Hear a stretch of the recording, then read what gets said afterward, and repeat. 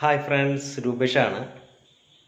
നമ്മൾ ഇപ്പോൾ മെയ് മാസത്തെ GSTR-1 ഇപ്പോൾ നമുക്ക് ചെയ്യേണ്ട സമയമായിക്കൊണ്ടിരിക്കുകയാണ്. ജൂൺ ഇപ്പോൾ 7-ാം തീയതി അല്ലേ? ഇപ്പോൾ നമ്മുടെ ഒരു സ്റ്റുഡൻറ്റ് കഴിഞ്ഞ ദിവസം ചോദിച്ചൊരു സംശയമാണ്. ഏപ്രിൽ മാസത്തെ GSTR-1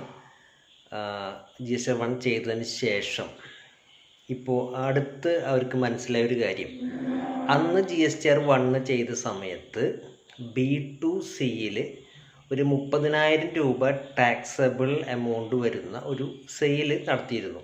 സ്വാഭാവികമായിട്ടും 18% ആ ഒരു പ്രൊഡക്റ്റിൻ്റെ GST വന്നിരുന്നത്. അങ്ങനെ GST അടക്കം 35,400 രൂപ അന്ന് B2Cയിലേക്ക് അവർ ഇൻക്ലൂഡ് ചെയ്തിട്ടാണ് GSTR-1 റിട്ടേൺ സബ്മിറ്റ് ചെയ്തത്.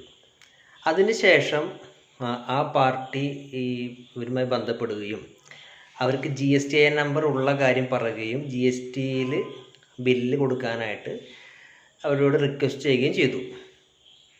അപ്പോൾ ഇതെന്ത് ചെയ്യും? ഇൻസ്റ്റെഡ് ഓഫ് B2C ആയിട്ടാണ് ഏപ്രിലിൻ്റെ റിട്ടേണിൽ അത് പോയത്.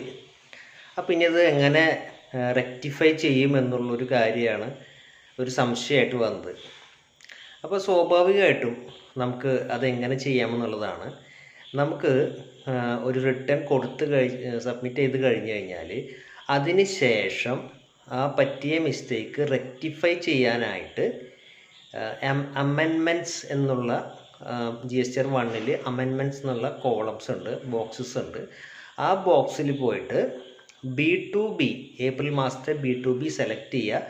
അമെൻമെൻറ്റിൽ പോയിട്ട് ഈ 30,000-ൻ്റെ ബില്ല് നമ്മൾ B2B ബില്ലിൽ ആഡ് ചെയ്യുക. 30,000 പ്ലസ് അതിൻ്റെ GST 18%, അങ്ങനെ 35,400-ൻ്റെ എമൗണ്ട് വരുന്ന ബില്ല് സാധാരണ ചെയ്യുന്ന പോലെ തന്നെ അതിൽ ആഡ് ചെയ്യുക. അപ്പോൾ സ്വാഭാവികമായിട്ടും B2Cയിൽ അത്ര എമൗണ്ട് റെഡ്യൂസ് ആവും. അങ്ങനെയാണല്ലോ. അപ്പോൾ എന്ത് ചെയ്യണം? B2C അമെൻമെൻറ്റിൽ തന്നെ B2Cയിൽ പോയിട്ട് 30,000 ടാക്സബിൾ എമൗണ്ടിൽ കുറയ്ക്കുക. അവിടെയും B2Cയിൽ കുറയ്ക്കുക, അതുപോലെ തന്നെ B2Bയിൽ ആ ബില്ല് ആഡ് ചെയ്യുക. അങ്ങനെ വരുമ്പോൾ നമുക്ക് അമെൻഡ്മെൻറ്റ് ചെയ്യുന്നതിലൂടെ നമുക്ക് പറ്റിയ മിസ്റ്റേക്കുകൾ അല്ലെങ്കിൽ ഇങ്ങനെ വരുന്ന മാറ്റങ്ങൾ, ചേഞ്ചസ് നമുക്ക് റെക്ടിഫൈ ചെയ്യാനായിട്ട് സാധിക്കും.